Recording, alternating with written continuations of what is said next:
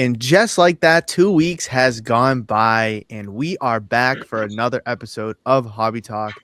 Ricky, good morning. I just want to get right into the pleasantries because we have a fun episode ahead of us. Good morning. How are you doing on this decent day, at least here in Rhode Island? I mean, it's a little rainy, but the weather's been okay. How's the weather out there? It's a little foggy today, but it's supposed to be 60s actually the next few days. So that's what I'm saying. Gotta enjoy that before the 30s hit right after that. So no, don't tell me about 68. Supposed to be on Tuesday. That's like gonna feel like 100 based off of how the winter is. You're gonna see people in shorts and sandals and tank top. And then I already saw it this week. T-shirts, shorts, fur coats, and sweatpants. So yep. But otherwise, all is well. I all take is it. good. All is good. That. I'd love to hear that. And I think we have ourselves a very good conversation today. We're going to be talking about this. We're going to be talking about that. And just to kind of prelude it a little bit, we're going to be talking about pricing cards out. We're going to be talking about the grading report since it's the beginning of March, going over February's data. Just quickly looking at it, not to spoil it. Nothing looks too crazy surprising, but of course, as always, we will discuss it. And there was an article on Collect that I want to dive into about the hobby for its first 2 months of 2026, which we can dive into that in a little bit. But Ricky, you see the topics off the side of our screen. Where would you like to start?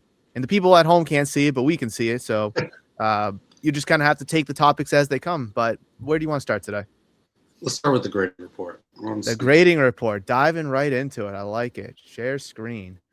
All right. Here it is. A little slow. It's all right. PSA, 1.86 million cards. Great. Now, keep in mind, folks, February is only 28 days long. So there was a couple of days that could have been accounted for if it was a traditional 30 or 31 day month. There was also President's Day mixed in there as well, which some places were closed, some places were not. So that could be another business day lost there. But here is the data. Tag, very strong. Beckett, shockingly very strong here. Both of them, both up in month over month and year over year, with PSA, CGC, and SGC all down month over month. But PSA and CGC still plus year over year. And CGC down 72% from this time last year. Now, before we even get into anything, I just want to see if that AGS is still here. AGS, there it is. 46.2 cards. What's up? I just did some math real quick. Hit me. We're not math experts here, but we like to calculate things. So, for the month of February, yeah.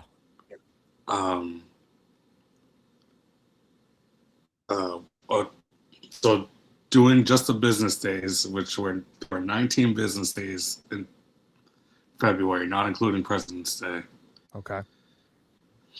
PSA graded 97,895 cards a day. Keep in mind, that's a great point you mentioned. That's insane volume. Keep in mind, there was one day where they only graded like 5,000 cards. So you'd have to assume that extra 80,000 cards that they would have averaged out, if we take that 90-something thousand average, gets dispersed over all the other days. So if you think about it, they're probably closer to 100,000, give or take, if you really dive deeper into the numbers there. Imagine that, 90, 100,000 cards a day. That's more than Beckett did in a month. That's more than all of them besides CGC. That's crazy. That's insane. I never realized. And we could probably look at all the other. Now, granted, all the other months have a lot more days. January has 31 days, but you got New Year's, you got Martin Luther King. So 1.91 probably still averages out to close to 85, 90,000 cards a day if you take out those days. Just looking at December. 1.83. Of course, you got Christmas, you have New Year's Eve. I don't think there's any other major holidays besides that. Well, holidays that you would, businesses would be closed. It's funny that you mentioned it. Here's November 1.6, but they probably closed from like Wednesday to Monday for Thanksgiving. Yeah. Through all the times that we've done this, we have never. Where did it go? Where is March? Oh, February. Here it is. We have never dissected it daily. What made you think to do it right now? I don't know. The fact that you said that it was a short month and they still graded that many cards, I was like, wait a second. Let me see how many they're doing a day. That And just shows pure volume. that's absurd. It's absurd. So let's ask the question before we kind of get into anything else here outside of PSA. Let's just ask this question. With them bumping up the turnaround times and them bumping up the price per card, which we talked about a couple weeks ago, we'll probably see that kind of taking an effect into these numbers probably next month, I would imagine, maybe the month after that, depending on the backlog. But remember our conversations months ago at this point in regard to the whole PSA scandal, buying back the cards and how we thought that was going to take a massive hit here. And, we even saw that group submitters, shops, streamers, whoever it may be, were going to stop submitting with PSA. And we both sat here and said, oh, wow, the numbers are really, going to kind of take a hit. Not now, not next month, but in months' time. And this would probably be that around months' time. Now, of course, we may still see some numbers fluctuate up and down, more people getting into the hobby, more people going to grade. But I don't know whether it's from the scandal or whether it's from the price and turnaround time changes. PSA is not slowing down, even if it's a 19 business day month. Still not slow, and it's only down 3% month over month for 19 business day month. And you said you didn't count President's Day, right? Right. So I did 19 business days. So that's crazy. That's really nuts. That's PSA is just they just don't go away. They just don't go away. And none of them were mine. And none of them were yours. Look at that. That's quite unfortunate. Okay. Okay. Before we get into the other companies, just so I don't forget, AGS, that it's not English. The United Kingdom. What do you call them? They're not British, but United Kingdom. I think they're located in Great Britain. I have no idea. 46.2 thousand cards. That's more than SGC and just over Tag. They're up 8% versus January. And then Arena Club 6.1, down 10% from January, and 39% down 39% from year over year. I just want to mention, it seems like that there's room for more at the table, for more companies at the table. I mean, we've now seen Tag join this conversation, deservingly so. AGS might have the whole backing of the United Kingdom. It might have the whole backing of Europe for all we know. I know CGC has a presence overseas in other countries. I know Beckett, Tag, and SGC don't. PSA, they don't, but they're just an international powerhouse, clearly. But it does seem like that there's more room at the table, for, I don't know about AGS, but again, we've seen Tag kind of squeeze in. So, like, from a grading perspective of options that you have, I think it's a really interesting time for people who are looking to grade, whether it's cost efficient, turnaround time, speed, or they just want variety and kind of just enjoy the hobby at their own pace. Because there's 6 legitimate grading companies if you count AGS. If you want to count Arena Club, 7. That's a decent amount of options there to choose from. Mm-hmm. And you don't have to choose PSA if you don't want to, or you can if you do. I mean, yeah, it's just a matter of people's intentions with the cards. Like, everyone says boo, PSA, blah blah, all this stuff, but at the end of the day, it's what I want to do with it. Like, I said I'm done with PSA, but I still sent in this sub. So I'd like to think I'm done with. I'd like to think I'm done with PSA after this sub. I want to start going with CGC. Yeah. I don't even know when's the next time I'm going to start sending submission. I'm kind of over grading cards. So with grading, I'm not going to say at all-time high because that's not true, but with grading still very, very paramount right now. And, I could care less for the whole grading scene myself. What's kind of holding you back? Is it just, I'd rather put cards in a binder? I don't want to spend the money. I don't want to wait. What's your specific reason on why? It could be a combination of all of them. Yeah, I was gonna say a little combination of all of it. I think I change my mind every time I look at my collection, but right now I just rather put my cards in the binder, Hey, save it listen. for future use. Yeah, absolutely. Absolutely. I'd rather just buy slabs and buy singles than grade them. Just because, just especially because of PSA getting harsher. I just don't want to get 8s and 9s. Wouldn't that just get the cars that you want? And I think a lot of people are going to feel the same way that you probably do. Just, I don't want to get 8s and 9s. I don't want to get 7s. A friend of mine got a submission back and he got a 7 on, I think, the Mega Gardevoir from Mega Evolution, I believe. So that's kind of, underwhelming, especially if you like declare it for, it doesn't have to be that card. It could be any card. If you declare for what you may think it would be if it grades a 10, so worth more than that $500 threshold. So you're paying the extra money up front, so you don't get hit with the why can't I think of the word? What is it? The upcharge. There we go. Go ahead. That's a rookie mistake. You got to submit at the cheapest one and then let them upcharge you. Oh no, Gemini won't show. Oh, I have Gemini here and it won't show. Anyways, I looked it up. AGS is not headquartered out of the United Kingdom. I thought it was. It's out of New York, which is kind of really weird. But they do have a place in London, which I guess that's where my confusion was. I guess I saw content related to their London location, just kind of put two and two together. But I knew that to be an overseas brand. Honest mistake, folks. But I guess that just kind of leaves a whole market open. I mean, again, the AGS has a footprint in the United Kingdom. I know CGC has locations, across Europe, and I think even one in like Hong Kong, I believe. So there is a market there for these grading companies, whether it's one of these established ones or one of maybe a new company to kind of come through the woodworks. But I just kind of want to talk about Beckett here really quickly before we kind of move on. I don't know what to think of this damn thing. I really don't. I'm going to put my personal opinion aside because that's not what this conversation is supposed to be about. But 1 month it's up 33% from the month before. The next month it's down 45%.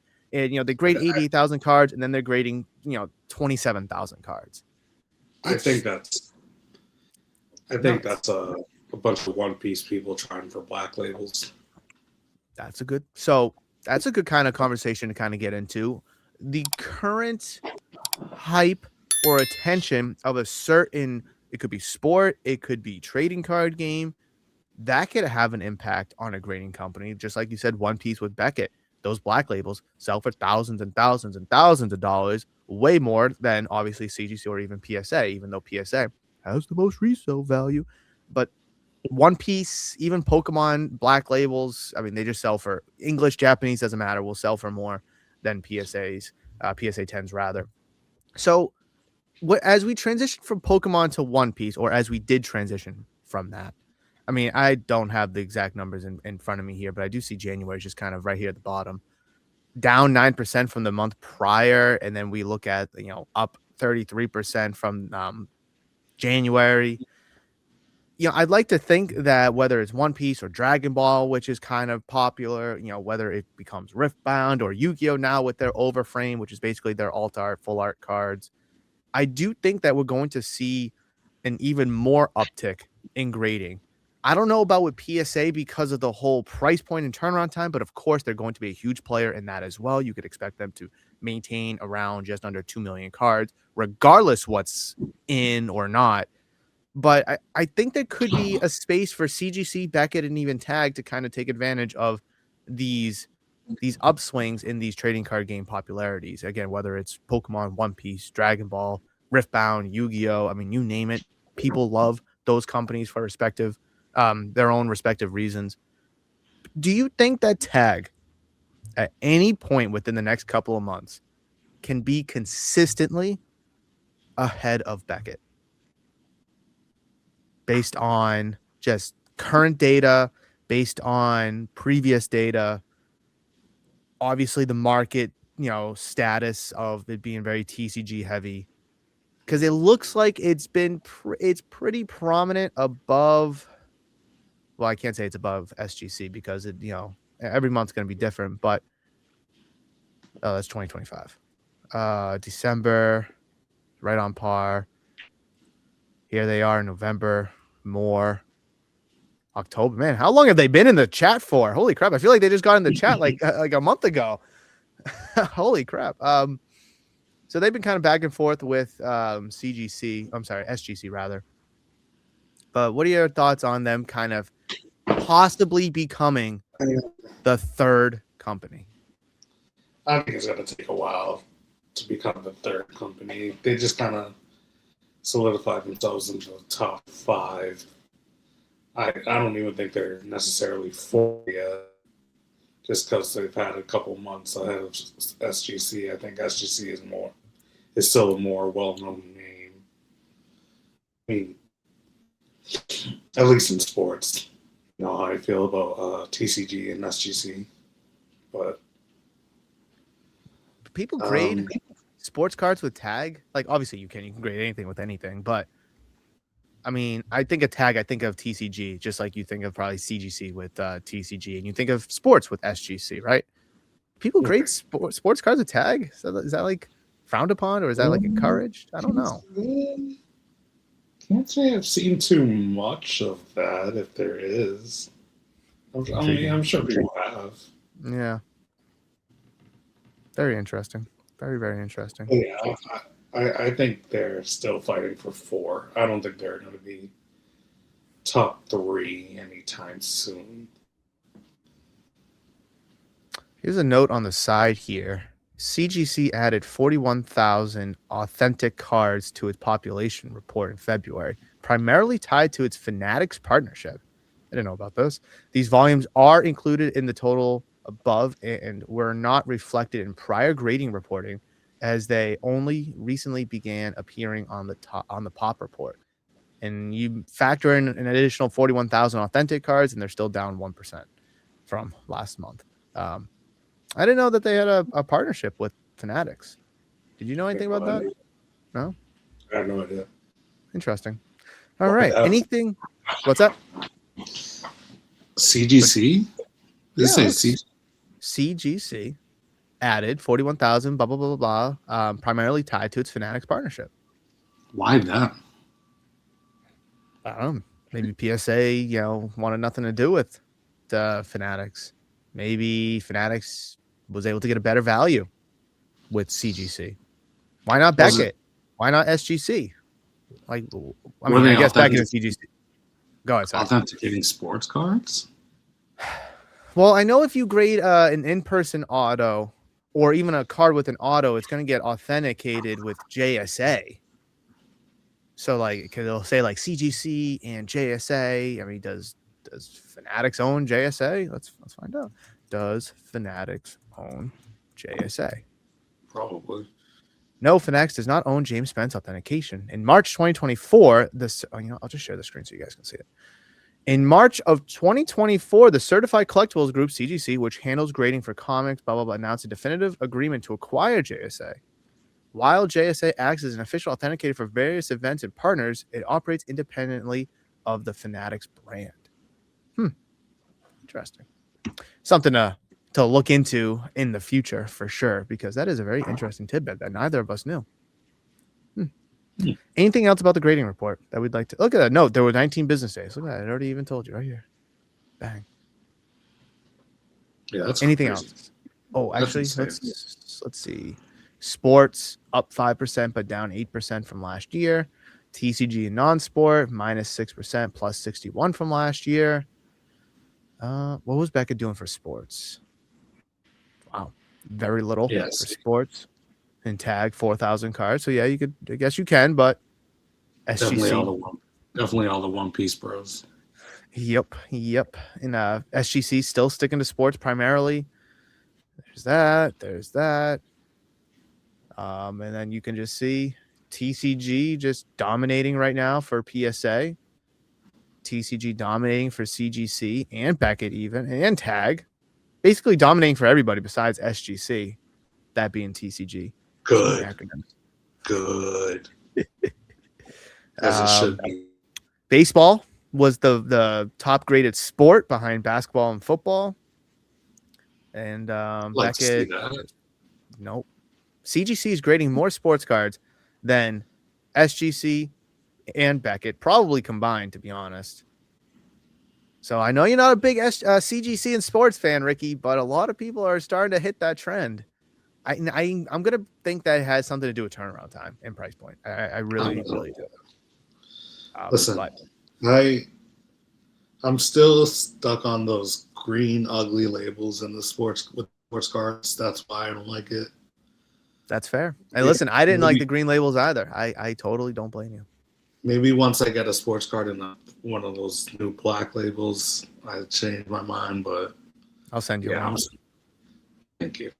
I'll send you like a nice cheap one just so you can feel it and experience it and be excited about it. And then maybe you'll submit a sports submission to CGC. Maybe. Yeah, with my iceberg that you still got. Yes, I do. It's right here. Oh, where is it? Right there. That's gorgeous. That's my 34th raw copy. Holy that's insane. There's so many. But hey, corner the market on them. 34 raw, 3 PSA 10, 2 CGC 10. Wow. That's definitely no joke. Holy crap. And a booster box. And a booster box. Can't forget the booster box. That's gold right there, pretty much. All right. We dove into the numbers of grading here. And I kind of want to talk about pricing cards just because I don't want to forget about it because I have these screenshots. So I recently acquired, was it on Sunday, acquired these 2 Drake May cards on top of a bunch of other cards too. This is a red wave, Optic Preview red wave, and this is just a totally certified, nothing too special. Both 9s, right? Nope. The wave is a 10 and the certified is a 9. So just for reference there. Nothing too crazy out of the woodworks here. All right, hold on. I got to pull up the screenshot. So this is, will it switch over? Perfect. It switches over. Perfect. So these are the 2 sales for the certified. And there's going to be a question at the end of all this, I promise. So here are the 2 sales for the certified. January 20th, $72, of course, before the Super Bowl. And I believe that's before the championship game. I could be mistaken. March 3rd, $23. Now, keep in mind, I got this card on Sunday. Now, for those that don't know, Sunday was March 1st. So, of course, when I go to evaluate it and acquire it, that $23 sale does not exist. Oh, I just saw the numbers. Jesus. It doesn't exist yet. So my question is, and I have another example to show you guys. Actually, I have 2 more examples to show you. How does one go about pricing this card? Because you get it, let's just say I just want to keep numbers simple. Let me pull up a calculator here. I know you guys won't be able to see it, but 72 divided by, times point, just say 75. Times 0.75. That equals $54, right? So let's just say we get the card for $50 just to keep the numbers nice and easy. But then you go to price it out, and this is the problem, and you can run into this with just about any kind of card. But then you go find out when you price it out that the card's $23 is the most recent sale. So when you go to price it out and put it in your showcase for whatever price, it doesn't matter. And then the next person who wants to buy it goes to look it up. They're going to see not the $72 sale, Ricky, because that one's just a clearly invisible to them, but they will see the $23 sale being the most recent. Such an awkward conversation to have. Yeah. And it also poses an issue for people looking to price the card. So in my case, I tried to put it in the middle, and I'll be transparent here. I put it in the middle at $50 because it's still Drake May, still New England. Football, of course, is going to be down. And if I don't sell it tomorrow, I don't care. I expect there to be other sales on the card between now and, say, August or whatever. But and I can just say, I priced it before that $23 sale popped up. What can I do? How would you go about pricing something like this?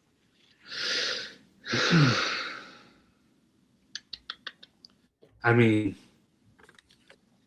Me personally, we have different intentions. I mean, me being you being a shop owner, but that's something I would tuck away and put away and save for later. Personally, Who's the just popper board? just because you're not gonna stop hearing about that 23 sale, and personally, it would annoy me, and because it will be brought up multiple times, Mm-hmm. and you're just gonna have to keep defending yourself. You're damn right about that. So, And me I thought about that personally, too, actually. I mean, and come the summer, come football season, it's gonna sell for more anyway. So I personally would tuck it away. But anyways, if I had to price it right now, I mean that's something It's tough. It's tough. that's probably you probably put it at what you bought it for and just take it Take it on the break chin, even. right? Yeah. Yeah. Because, like, on one hand, That's because it's like it's Drake May. You're in Rhode Island. You're not going to take a loss on Drake May. exactly. And a lot of people run into this. A lot of people run into this issue one way or the other. And they'll price the card at what they paid for it, or maybe they'll price it for more than what the value was at the time. And then when the potential buyer goes to price it and they see the 23, then they try to have a conversation. And I'm sure everybody has seen videos of, I'm not selling it for that low, or I'm going to lose on it. I can't sell it for that number, blah, blah, blah, blah, blah. I'd rather keep it, blah, blah, blah, blah, blah. And they're all great points. Don't get me wrong. And I'll always say, and I'm sure this is, me sounding like a broken record, it's your card. You price it however you want. Don't get mad at me if you don't sell the card, right? Don't get mad at anybody else if you can't sell the card.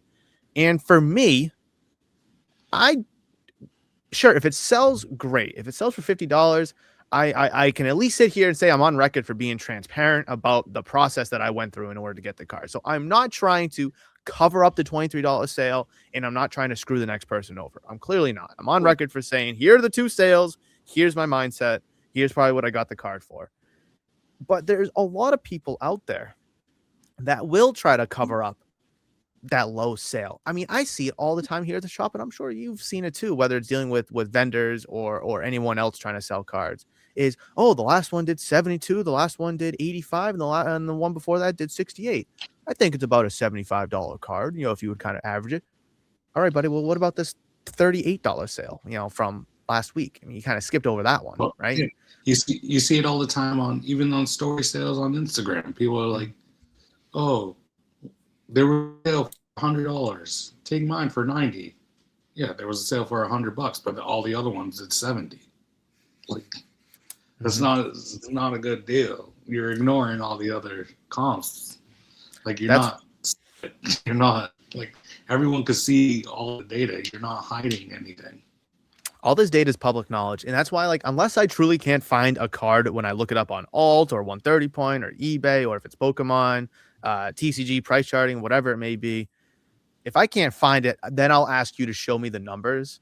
But like on a card like this, or any graded card that I can scan, or any Pokemon card that I can scan and look it up, I'm not going to want to look at your phone or whatever, because it could be a screenshot hiding the other sales. You could have scrolled down just a little bit real quick. Oh, here's the last two sales that are just happen to be a lot higher than the actual most recent sale.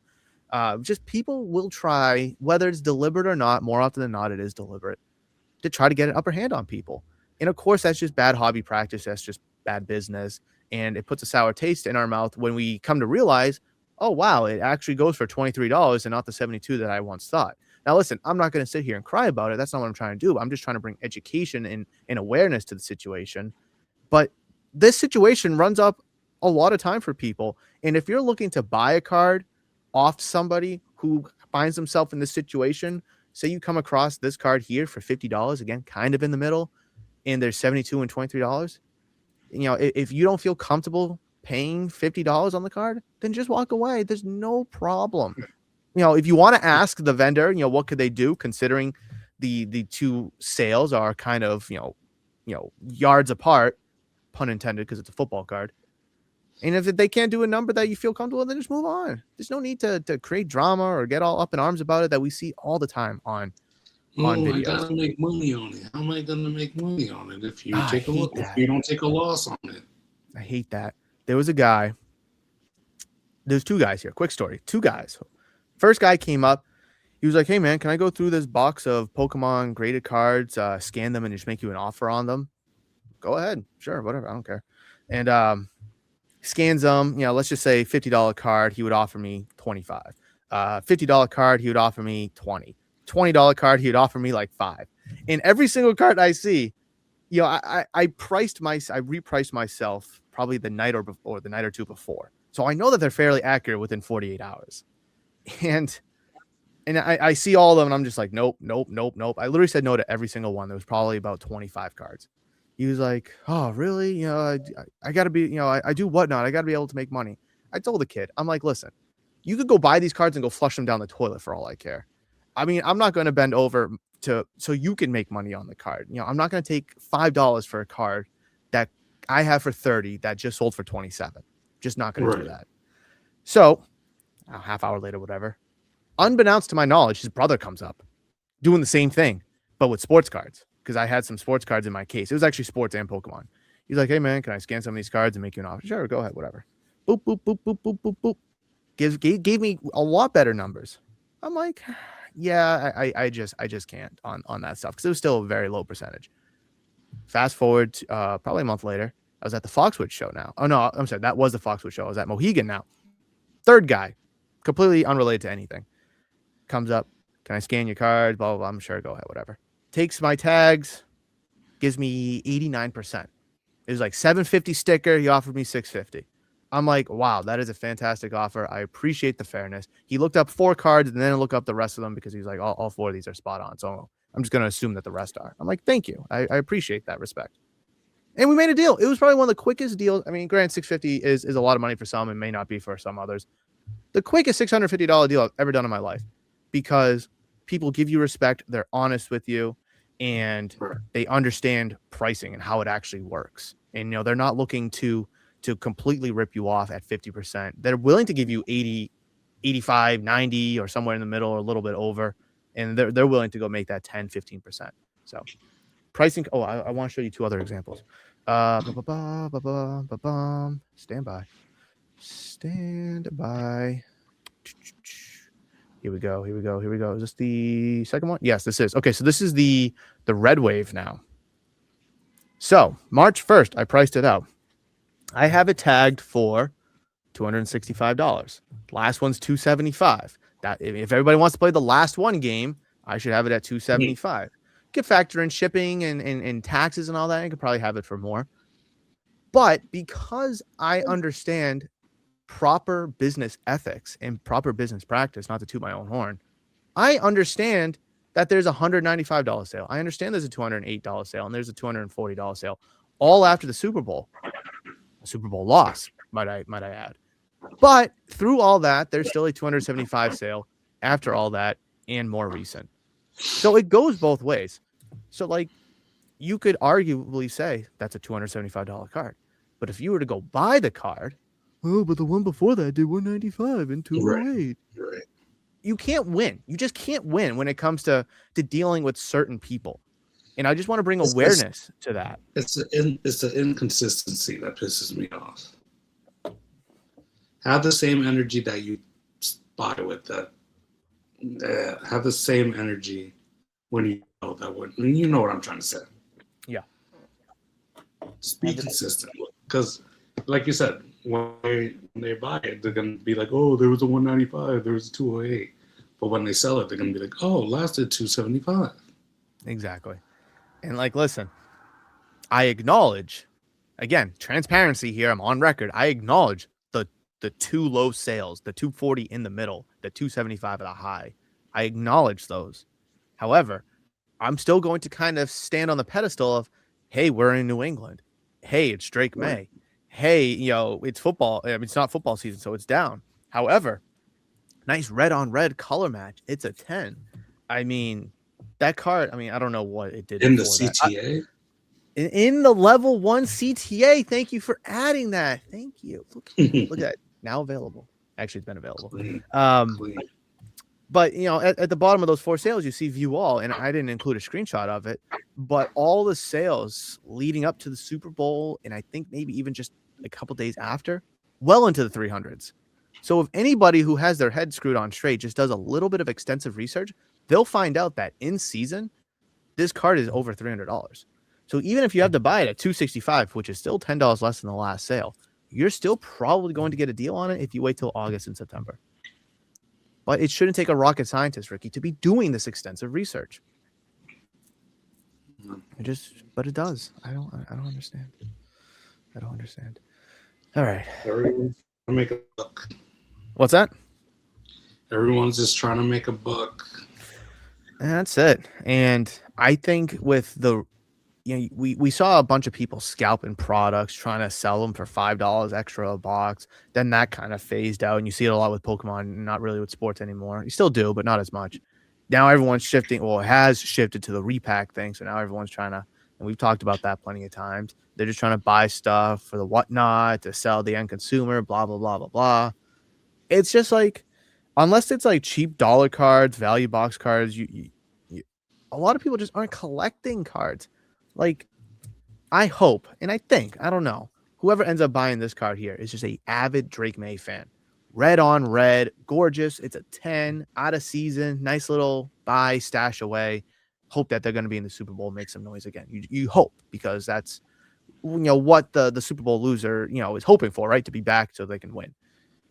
But at $260 something, $265, a lot of people don't want to spend that just to stash away, unless they have that kind of money. But a lot of people may not. So we have to be realistic here.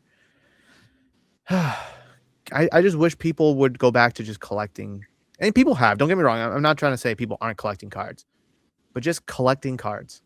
Just not to be not making sense, but just collect cards just because you like it.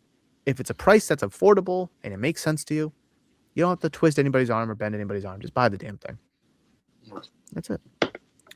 All right, let's pivot back to. What did we talk about? We didn't talk about Pokemon, so let's talk about the 151, Ricky, that you highlighted here. What do we want to dive into with that? The insane not volatility, but go ahead. It's just so disgustingly blowing up right now. Have you seen the prices lately? I'm going to try to pull them up in a second, but enlighten me. I know that I just priced. I'll just look up the Charizard because I have 2 of those. Have you seen what these guys are doing lately? Yes, actually, I have. Is this the right card? Oh, this is. Holy crap. Oh my God. Okay. Yeah, they were MSRP guys. $27 or $26. I just sold one of those last week for $130. Don't quote me on that. Yeah. $130. Auctions tonight on eBay that ended at $150-ish. Oh my God. I'm gonna pull up some 151 bundle. Oh fuck. 151 bundle for 6 packs. Holy crap. Oh my God. Hold on. Okay, I gotta delete this. Remove. Share. Here's the bundle that we were talking about here. 155. Most recent sale, 150. I mean, for 6 packs. That is absurd. Hold on. What are we digging out? Are we digging out something? You got like a UPC or something just hanging around? Oh, I wish. Oh. Speaking of, I want to see how much a UPC goes for. I got one of those in my collection. Holy crap. Ricky, you don't want to see what the UPC's going for. That's disgusting. These were on sale at Target for $90 and nobody wanted them. Nobody. Holy crap, you got a bunch. How'd you get a bunch? Have you just had those? 6. Have you just had those? Yeah, I traded for them back in the end of September. Oh, I think I remember that because I was like, oh, let's rip them. And you're like, no, I don't want to. I can't. That's Thank right. God I didn't. Well, you want to see some? So I'm going to have to reprice these couple Charizard cards that I have. So someone's asking traded- 500 and something for a lightly played, but it's actually worth like 380. What else are you digging out? No, I'm putting them back. Oh, that's what lightly played. I don't want no lightly played. I want near mint. View sales. Holy crap, Ricky! Oh, I need to write myself a note. I'm gonna have to reprice them. Yes, Murph. Holy. Yes, Murph. Repriced 151 singles. Okay, so they're going stupid right now. They're going what? They're going stupid right now. So let's just dial it back a little bit. How can we rationalize this? Because I can't scroll back because I'm not signed in. If we just, perfect, here we go. Just the beginning of December, it was $220, $230. Then you fast forward 3 months, and it's doubled, just about doubled. I'm so mad at myself for not buying any 151. Hindsight's 2020, my friend. Well, Nobody bought it when it was $90. This is the only 151 I have. That's a sick card. Right? That's a sick card. Is that the level 2? Damn. Yeah. Damn. You could buy a Charizard SAR right now on TCG Player for $700. Right now. Market price is $380. I'm sorry, $430. Most recent sales $380. I don't get it, Rick. I don't. Hold on. Let's just take a look at. Let's try to take a look at some of the other singles.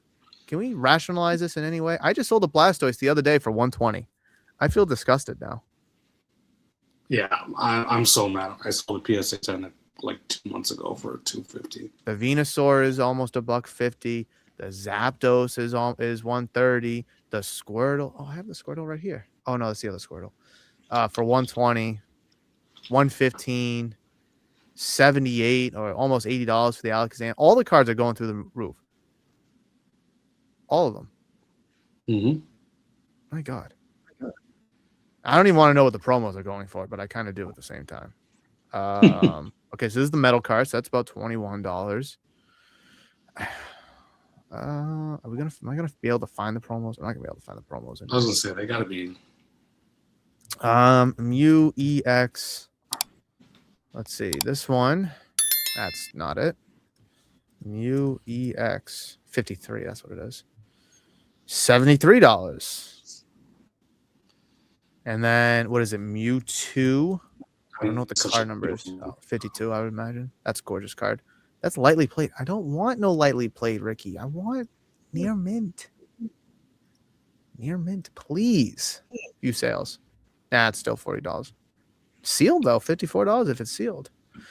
Okay, so couple things here to talk about in terms of 151. Super nostalgic for people. Very, very nostalgic. Original 151.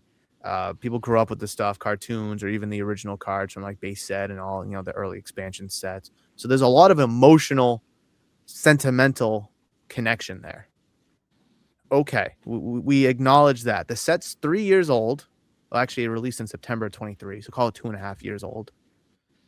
Okay, so of course, older sets will just appreciate and the cards will have some value. But this is just different. This isn't just any cards having value. This is, of course, 151, which is very nostalgic. What other reasons? Oh, but cool artwork. Don't get me wrong. Very, very, very, very cool artwork. But what else? Is there any other driving forces? Because you don't go from a $200 card and then 3 months later, you're a $700 asking card with a $400 sales. Combination of 30th anniversary. I didn't think of that. And it's coming out of print. That is very true. You're right. That is very true. That's what I'm understanding as the driving forces.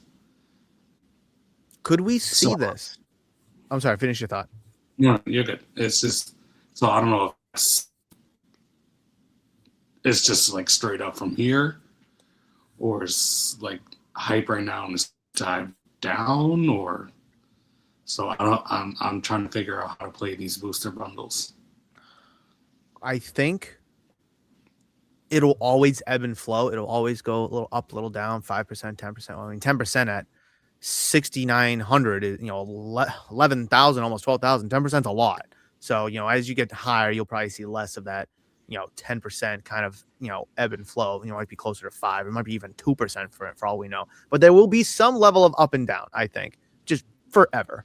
But traditionally, this time next year, I expect it to be higher and higher and higher. And, the further you go down the road for all the things that you just said, 30th anniversary, out of print, what I said, nostalgic, cool cards, blah, blah, blah, blah.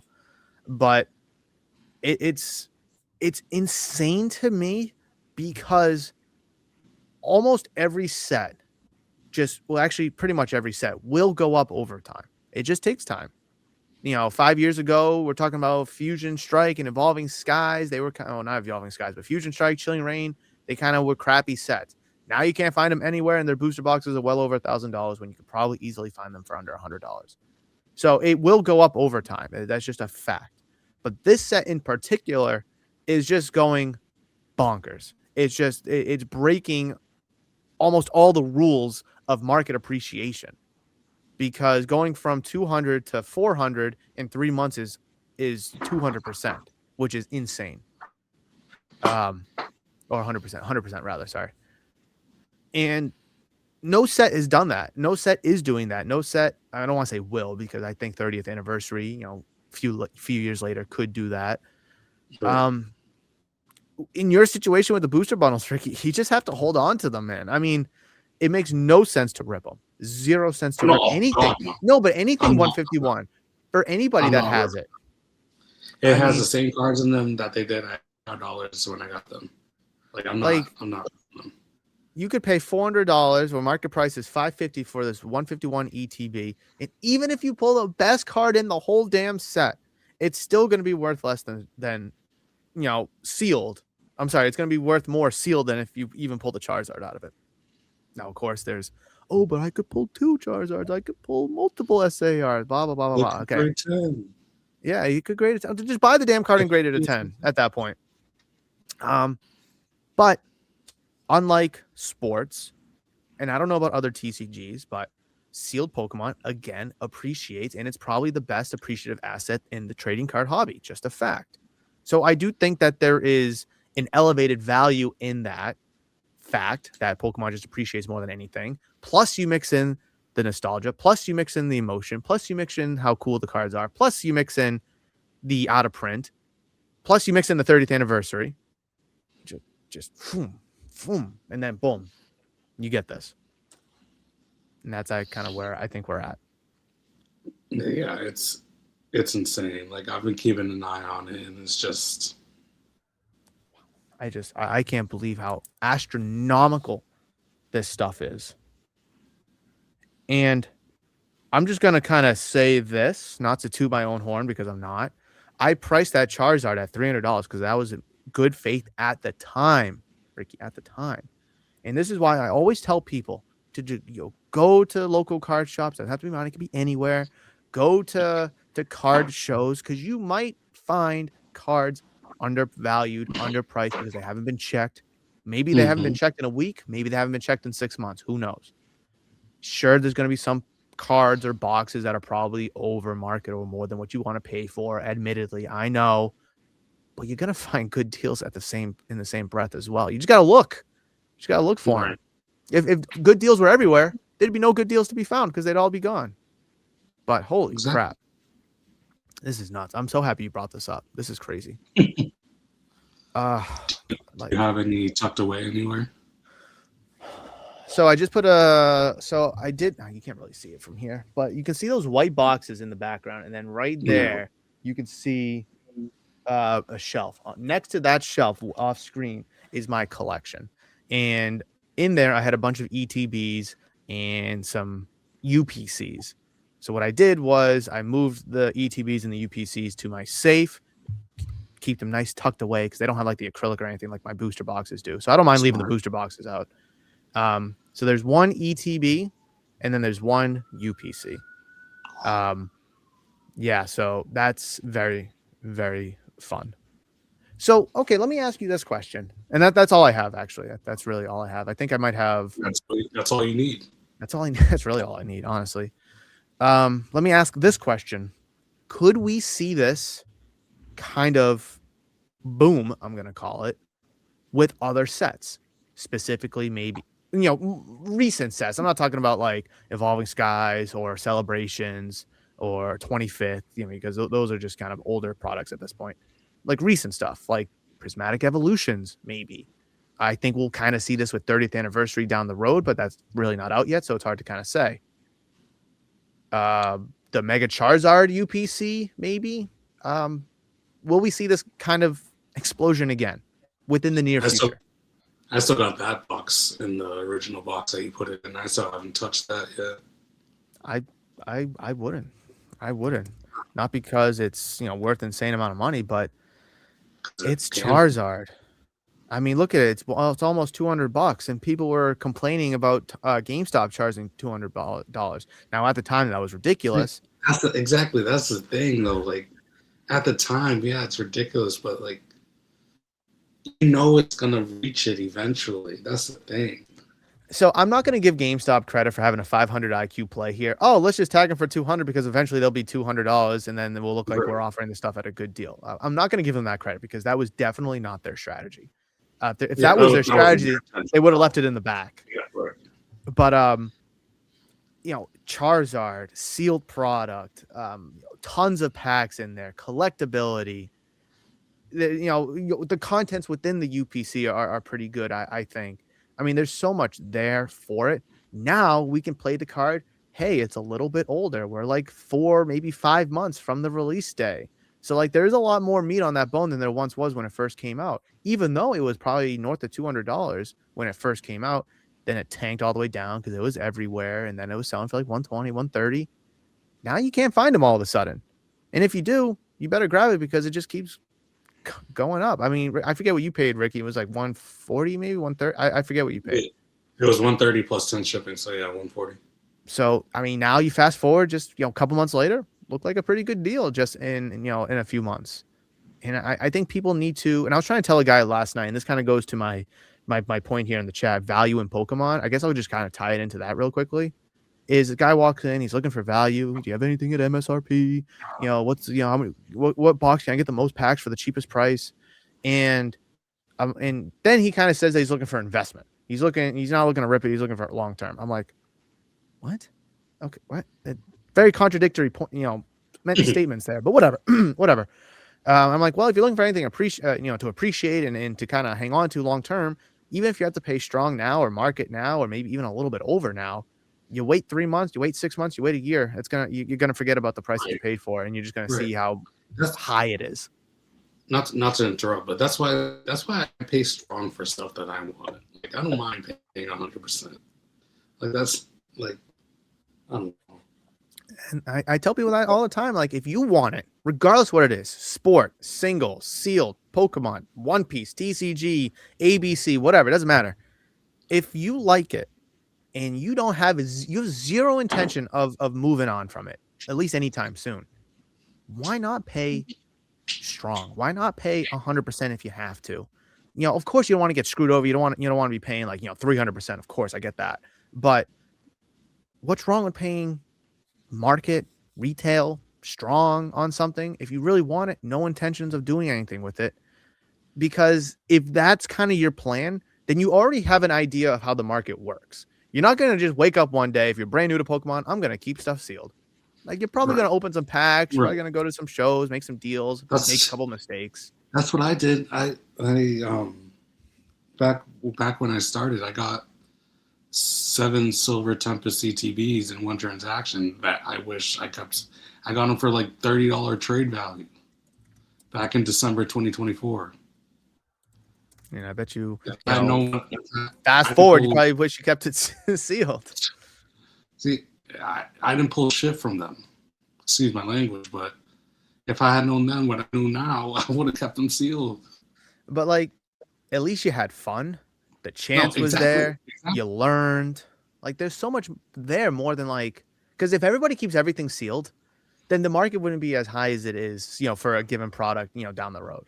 You know, I hear all the time, oh, I had so many Pokemon cards. I had that Charizard. Oh, it was in good shape, blah, blah, blah, but my mom threw it away, or I lost it when we moved. And oh, I could have been sitting on thousands and millions of dollars. Like, sure, yeah, so can everybody else. But if everybody else kept their cards in good shape, penny sleeve, top loaded in a binder, whatever it may be, never ripped that box or whatever, then all of this stuff would have no value. It just wouldn't, because it would be dime a dozen. An extreme example, junk wax baseball, 80s and 90s, zillions of it produced, zillions of it on the market. If there was a zillion of the Silver Tempest ETB still on the market, perfectly brand new, not ripped, it wouldn't be worth $125 a box right now. Well, that Silver Tempest still out. You want to look up the booster boxes? I would love to. Silver Tempest booster box, almost $500. That's still pretty low, I feel. Let's see. Jesus, what the hell happened here? Wow, it's worth $0. That's a good buy. Oh, I'm using that as my buying tactic. I was gonna say, hey, last one, guys, over the last month has been $0. So take it or leave it. But no, it's like $480 or so, give or take. Last sale for almost $470. Why is this? Because it was pretty heavily printed, right? Yeah, there was a couple reprints for that. Lost Origin too. I mean, you can see the trajectory of it. Lost Origin's pretty high. I'm pretty sure Lost Origin's 1,000. Lost Origin, probably right. I mean, I definitely do know people favor Lost Origin over Silver Tempest. Oh, Jesus Christ! But that Giratina though is selling for way more than the Lugia is. Yeah. Like, I was just at a show and I saw somebody asking, I want to say like over $1,000 for that Giratina. I think. Oh, maybe not. Okay, maybe $700. Maybe $800. No, it was $850. Final answer, $850. And then if we look at the Lugia V alt art, full art, excuse me. Enough with this lightly played nonsense. Disrespecting my boy. I am not here for lightly played. It's not even $400 card. Disrespecting my boy. It's unreal. And, it was up here, then it dropped, and then it was up, and then down, and all around, and it was up, and then it down. But, hey, this time next year, probably going to be a $1,000 card. Probably. One day people will realize that's the nicest card of all time. It really is. This is way better than that Giratina. Let me just circle back to it. That's just way better. Like, there's more colors, and there's way too much going on here. Can't even tell what it is. I know. Like, what is going on here in this background here? Like, what is he like flying or crawling between? I have no idea. Looks like a damn cockroach. But hey, when I get here though, I know what the hell's going on, and that is just insane. Favorite card of all time, me personally. I agree. Even the Magikarp from Paldea Evolved, that's a card that I'm not the biggest fan of, and I'll just pull it up really quickly. Magikarp. I still can't believe I pulled that guy. Oh crap! I don't know what the hell the card number is. Magikarp EX. Is it an EX? No. No, it's just from Magic. What's the card number? Does it start with a 2? Oh, 203. Yeah. Like, I understand there's a waterfall. I don't know what any of all this is. It took me a while to realize Gyarados is in the background. There's a hidden Gyarados. That's pretty sick, though. Yeah. So when I found that out, I appreciated the card a little bit more because I thought that was just a little cooler than if that Gyarados wasn't there. But otherwise, I still have no idea what the hell is going on with this card. So I think it's a little overrated, but cool. But I think a little overrated, personally. That was a wonderful Pokemon conversation. I really enjoyed that. That got the blood pumping, Ricky. You helped Murph's Card Town not get screwed on cards, because now I'm gonna go price out some cards. So again, if you're looking to buy cards, go to your local card shops, go to your local shows, because you might be able to find some deals. It takes you a little bit of time in your day, and you might be able to find some deals. And if you don't, then hey, you don't, whatever. All right. So I was just looking for topics for today's episode, and I came across the hobby is off to a record-breaking start in 2026. I have not read this article. I did not skim it. I did not breeze through it. Ricky, you and I and people at home will be reading this for the very first time. You're not imagining it, Ricky. Big number card sales are more popular than ever. what do you think this is going to be true? Do you think that like wow, you're going to be like impressed by this article and the dollar numbers, the sales numbers are going to be impressive? I mean, honestly, yeah. I mean, I don't. I'm not going to say I'm still new to the scene because I've been in this for about 5 years or so now, but it feels like people are just starting to realize that these are real assets. Like these are real things real tangible things that go up in value that people spend money on, and it feels like real people are starting to spend real money in these things. So it does feel like that is kind of is just beginning. Still. A lot of people, a lot your parents, your grandparents, 401k, stocks, real estate, I don't know what else. Not Gold. pensions, gold, silver, even is pretty big right now. I can't think of another one. High yield savings bonds, even get a 4 or 5% return on the CDs. account. But I agree with you. I mean, this has become more than just something for people to just buy, sell, and trade. People just to flip. You're right. Real people are buying real money on this stuff, and they're becoming real assets. And we can't say that about everything. Oh, let me just buy this $50 Drake May card. And I see this all the time, Ricky. I really do. People ask me this question, and I'm not going to say it infuriates me because I don't want to give off the wrong tone. They look at this card. What do you think the ceiling of that card is? I don't know. I mean, if he wins 10 straight Super Bowls, it's going to be worth $500. I don't know. I mean, if he breaks his leg tomorrow, it's going to be worthless. I don't know. But Right. Honus Wagner, Babe Ruth, Pikachu, I was just reading these guys, Jordan, Peyton. They're retired. They're either retired, fictional, or they're dead. They can't break no leg. They can't get a DUI. They can't get a sexual assault. In their careers, well, in the case of the athlete, at least the career, even Pikachu, his career is set in stone, right? I mean, he's a goat at this point.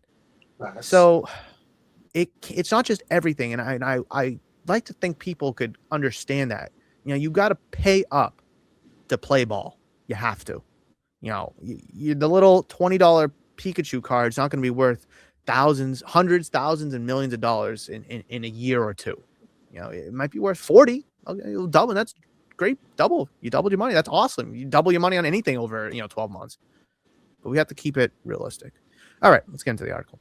Will Stern, just a couple days ago, one mustn't look too closely at the data to glean what many already feel based on the buzz surrounding the hobby these days. Record sales, celebrity involvement, kind of like what you said, Ricky, and booming business are seemingly everywhere you look in the hobby. But it still is worth looking into the numbers. And they don't merely back up the sentiment, but in fact, they show things are off to an even wilder start to the year than one may think. And by at any point, Ricky, just feel free to interrupt me. But it's still worth looking into the numbers. And I already read that. Looking at the card sales in 3 bands, $10,000 and up, $100,000 and up, $1 million and up from 2019 to 2025, according to Card Ladder, as well as the current pace of card sales in 2026. It suggests the bull market is just getting started. I remember, I don't know if I made a solo video about this or we talked about it one time. I remember seeing like the amount of $1 million sales over the course of like from 2020, 21, 2, 3, and I think it ended at 4 at that time. And 2021, I believe, was the highest, maybe 22, I don't remember. But then the other 2 years or the other couple of years after that, it was trickling back down because the hobby was taking a dramatic shift. Money was leaving the hobby. People were getting smarter, running out. COVID boom was kind of done. All right. For sales of $10,000 or more, here's what the past few years have looked like. Starting in 2019 to 2025, I'll just read the numbers in a row. Just under 2,000, 5,700, just under 18,000, 21.6 thousand, 12.7 thousand, 12.5 thousand, and just under 25,000 in 2025. Literally doubled from the last 2 years to 2025. So you can kind of see it rise from 2019, 2021 to a nice, at that time, a peak of in 2022. Then it drops in 23, settles in 24. You might see that being the new norm around that 10 to 12,000 range. But then, boom, it doubled to 25,000. So far as of March 3rd, there have been 7,025 sales of $10,000 or more Holy in shit. just 2 months. Now, let's just factor in March 3rd, those 3 days in March, throw them at the end of February. So there's 31 days in January, 31 days in February. So in 2 months, that's kind of where I'm looking. 7,000 sales. We are already almost a third of the way there to 2025, meaning we're on pace to obliterate the all-time record with more than 41,000 by year's end if this trajectory holds. Even if the trajectory tapers off, Ricky, the numbers are probably still going to be north of 30,000 In the even if 30s, for sure. even if it tapers off. How about $100,000 and above? And 70. Go the ahead.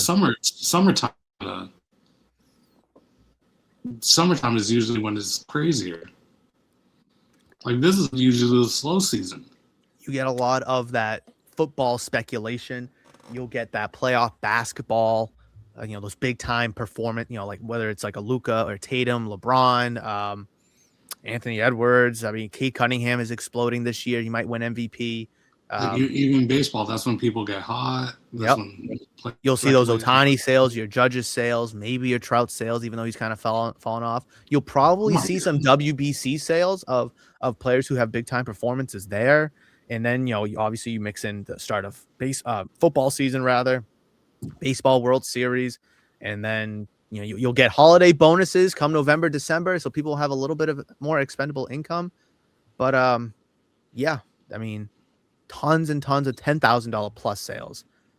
But I agree. This is nuts. And it should be the slow season, right? I mean, you kind of get a little bit of buzz around the Super Bowl, but who's looking to spend $10,000 or $100,000 on Sam Darnold? Now, Drake May won, not because he's the local quarterback. I just want to make that point clear.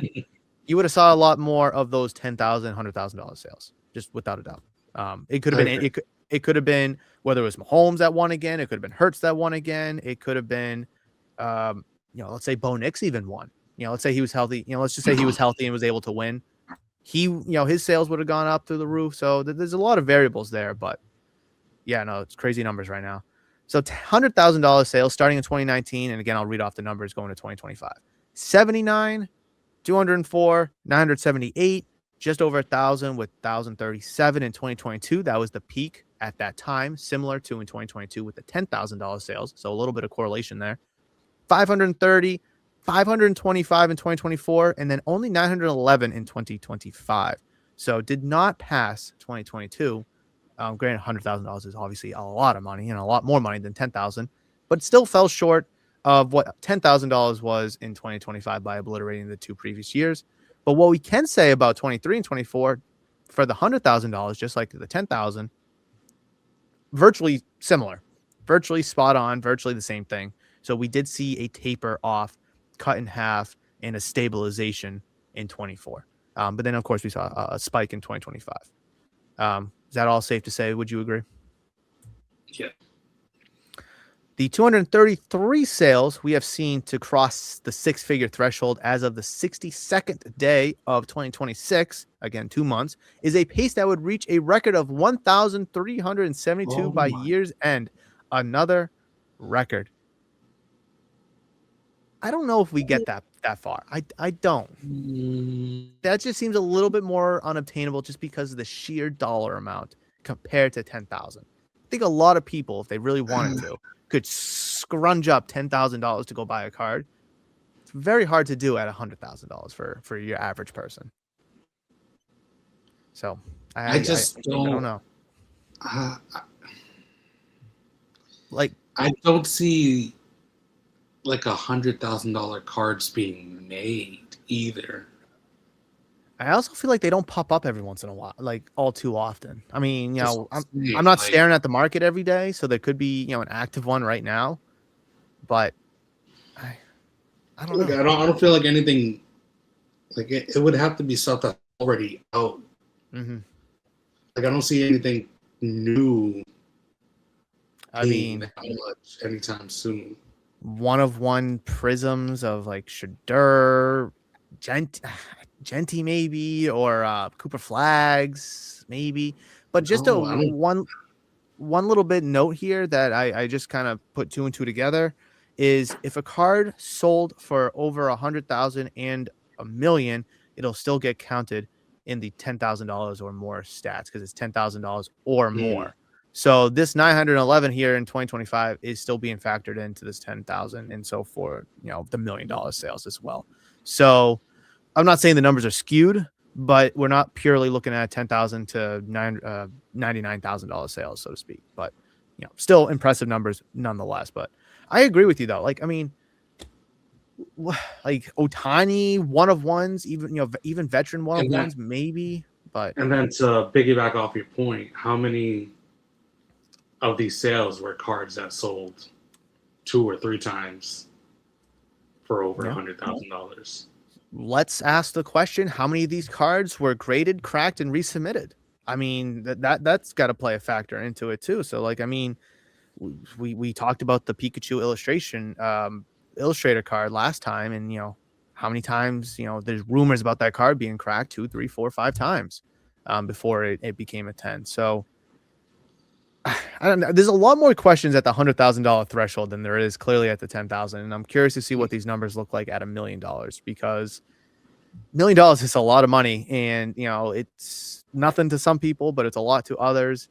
And again, just like with 100,000, what kind of $1 million cards are they making? I mean, it would have to be old cards, not like vintage, but like cards that are already on the market. Or the Justin Herbert Shield 101.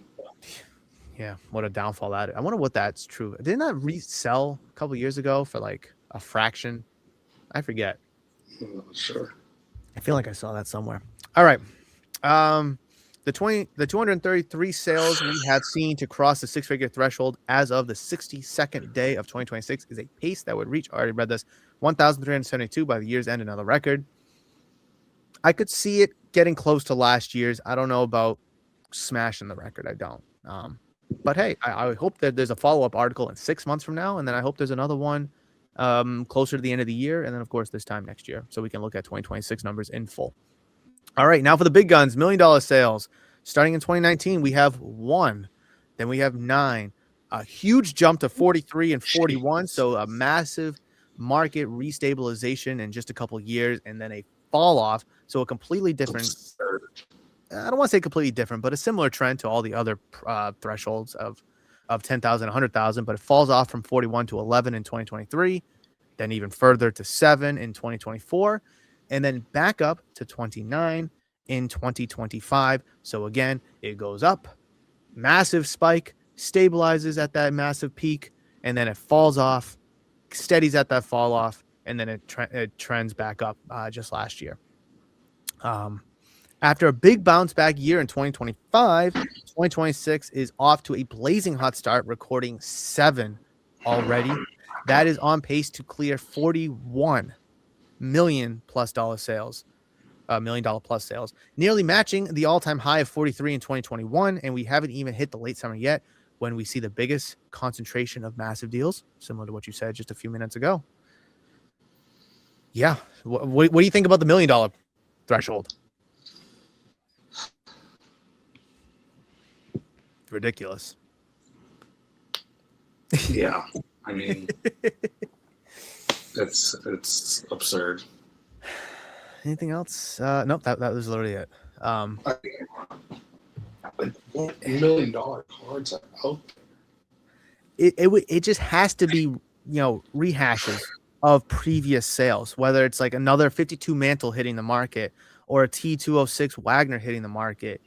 Or maybe that Pikachu, hits the market again. Even if it sells for less than 16.5, if it's still going to be worth more than $1 million, but it'll still hit that category. I agree with you. I don't think they're printing $1 million cards at this time for present day. I mean, maybe 10 years from now, and Cooper Flag, or anybody, Wemby even, kind of break some records and win some championships, then maybe. See, but that's when I said they're not printing $1 million cards, I even meant for 10, 20 years in the future, just because of how many there are now. Mm-hmm. Like there's 1 million Wemby 101s, there's kind of 1 million Cooper Flag 101s. Like I just don't. Maybe like this logo man RPA flag. That's like the only. But even It's then, I don't ever see that being $1 million card. and I guess we also have to consider the fact that like whoever owns these current $1 million cards, they got to be willing to sell it too.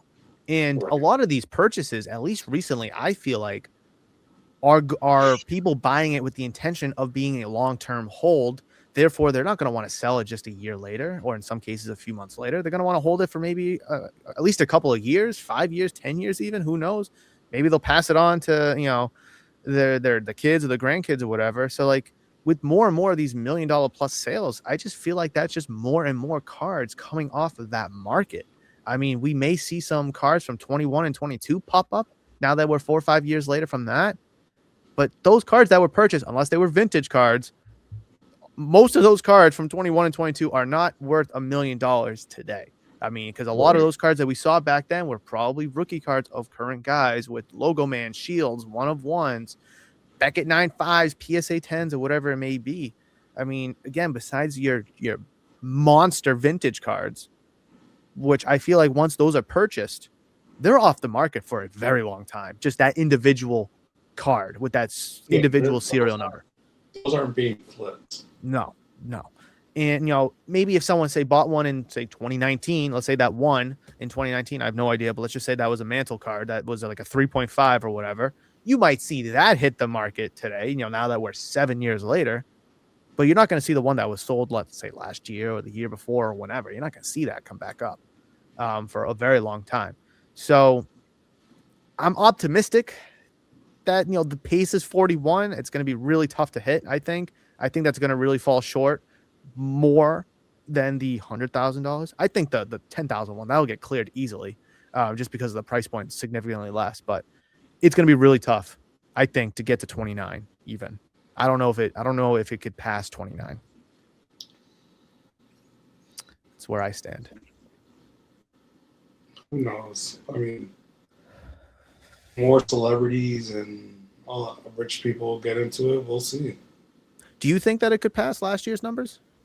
Like if you had a bet today on Kalshi or Polymarket right now, if you were to bet, would you? I would say yeah. I wouldn't be surprised. I just don't know. But I agree with you, though. There's way more people, way more celebrities, way more investors. Like you said, they're tangible assets. There are something that are sought after. They're something that people want. They want to invest them. So, I mean, don't get me wrong. I wouldn't be surprised. I don't know. Because there's just not that many on the market right now. Unless a card gets fabricated to be worth $1 million by just dumb bids just going up through the roof. Right. Or, not shill bidding, Ricky, defensive bidding to make sure that it gets to the right number. Okay. What a fantastic episode I feel like we had. Anything you want to kind of touch upon really quickly or reiterate before we get into our outgoing takes? No, I think it was pretty good. Awesome. All right. How are we wrapping up today's episode? What's our outgoing takes here? By the boy, James Wood. Actually, I'm going to keep mine pretty short and say buy 151. That's I don't think it's too late. I don't think it's too late. I don't think it's late either. It's a tough pill for a lot of people to swallow. $160 for a booster bundle or whatever. It's pretty expensive right now, but it's only going to go up. This is not financial advice. We're not liable. We are not liable. You signed the form when you clicked on the video. I'm going to kind of piggyback off of you where you say buy 151. I'm going to kind of say if you're looking for investments or you're looking for something that'll appreciate over time, I guess that's an investment, but you know what I mean. Don't be afraid to pull the trigger. Certain price points could be daunting. I totally get it. $160 for a bundle might be a little scary, especially considering that just less than 3 years ago, it was a $30 box. However, we look at the data, we see the trends, it's going up. And if you feel confident and you'd have no ripping plans, you have no selling plans in the near future, it's okay. Buy it. Not all investments pan out. That's why we don't give advice here. You sign the form. But in certain cases, whether it's 151 or sealed Pokemon in general, it does pretty good if you're patient enough. And sometimes you don't have to wait too long. So if you like it, Right. you want it, and you want it to appreciate, and you're willing to be patient, pull the trigger, even if you have to pay strong. Because 6 months, a year, you're going to probably forget what you paid for, or you're going to look at it like, wow, I only paid $160 for it, and the damn thing's worth $300. What a deal.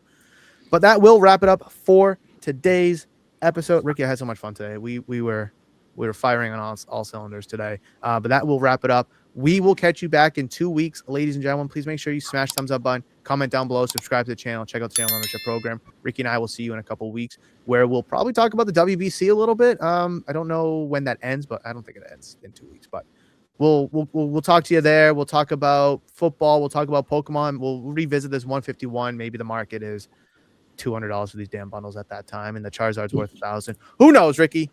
But guys, the next video is covering Ricky's face right there. So please click on that so I can see you in the next one. We'll see you guys. Bye.